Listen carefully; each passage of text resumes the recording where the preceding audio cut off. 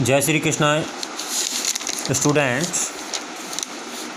मैं योगेश कुमार कौशिक श्री कृष्ण कमला देवी inter college शहर से क्लास 12 सब्जेक्ट फिजिक्स का चैप्टर नंबर 2 जो कि गॉस की थ्योरम चल रहा था, उसमें टॉपिक चल रहा था कोश के बाहर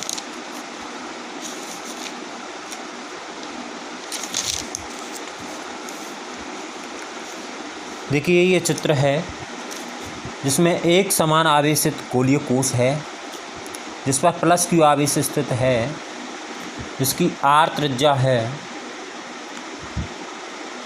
डेल्टा ए,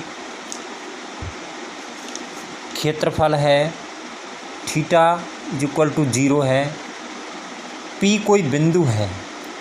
चित्र में आर त्रिज्या का एक विलगित गोलीय कोश है। चित्र में आर त्रिज्या का एक विलगित गोलीय कोश है जिस पर प्लस क्यू आवेश समान रूप से स्थित है, जिस पर प्लस क्यू आवेश समान रूप से स्थित है।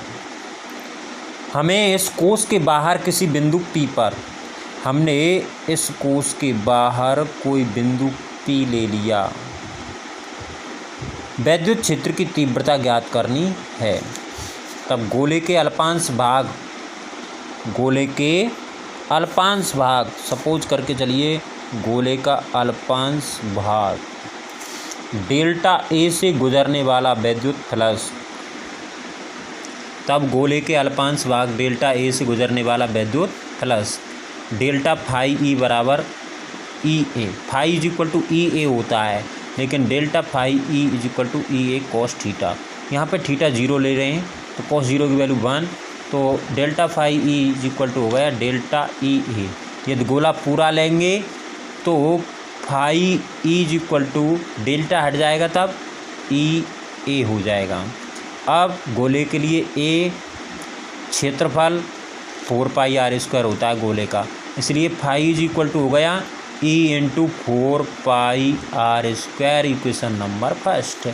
बट गॉस थ्योरम से phi is equal to sigma q upon epsilon naught, तो phi E is equal to हो गया q upon epsilon naught, equation number second. यहाँ फाई ई की value Q upon epsilon naught और यहाँ phi E की value E is equal to 4 pi are square, तो दोनों फाई ई कि दोनों वैल्यूओं को इक्वेशन फर्स्ट से और सेकंड से दोनों वैल्यू हैं उनको बराबर में रख दिया।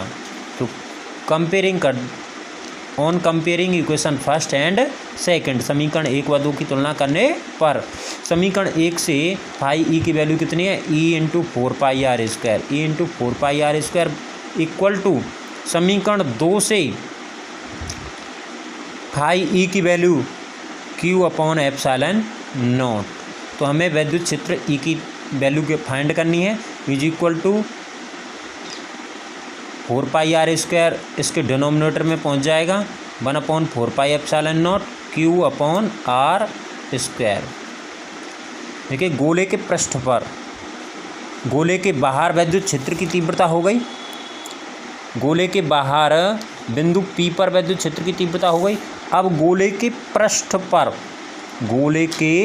पृष्ठ पर वैद्युत क्षेत्र की तीव्रता, देखिए ये कोई विलगित गोलीय चालक है जो कैपिटल आर त्रिज्या का है, जिस पर समान रूप से आवेश प्लस क्यू स्थित है, जिसकी सरकमफ्रेंस पर बिंदु P स्थित है, थीटा इज इक्वल टू 0 है, डेल्टा ए यानी कि डेल्टा ए इसका अल्पांश क्षेत्रफल है।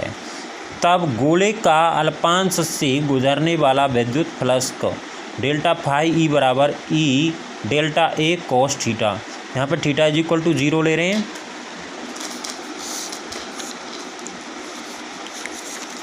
देखिए यहाँ पे थीटा इज इक्वल टू क्या ले रहे हैं, 0, तो delta phi is equal to E into delta ए।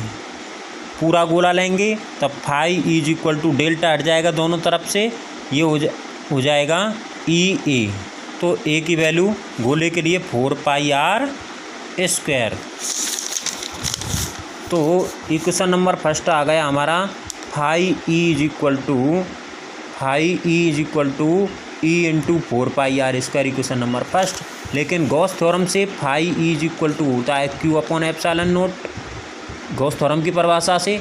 उसी तरीके से फर्स्ट कंडीशन में हमने क्यू अपॉन एप्सिलॉन नॉट रखा था, इक्वेशन फर्स्ट और सेकंड की कंपैरिजन करने पर, तुलना करने पर, ई इंटू 4πr²। यहाँ पे आर हम कैपिटल ले रहे हैं, क्या ले रहे हैं हम, आर कैपिटल ले रहे हैं, न कि स्मॉल, यानी कि गोले की सरकमफरेंस पर,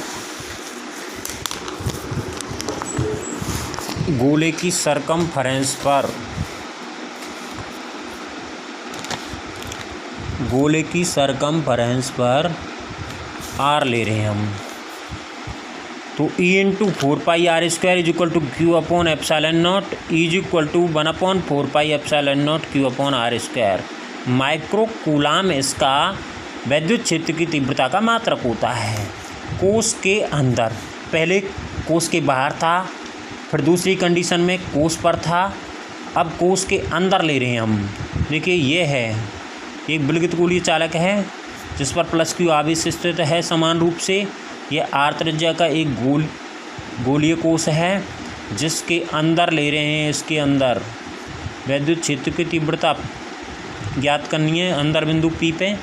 यदि स्मॉल आर की वैल्यू छोटी है कैपिटल आर से, ये कैपिटल आर है और ये स्मॉल आर है, अगर कैपिटल आर से छोटी है स्मॉल आर, अर्थात वैद्युत क्षेत्र की तीव्रता ज्ञात करनी है, तब गोले का अल्पांश लें, तब डेल्टा ए से गुजरने वाला वैद्युत फ्लक्स, डेल्टा ए से गुजरने वाला वैद्युत फ्लक्स डेल्टा फाई बराबर E delta E A cos theta, delta E A cos theta.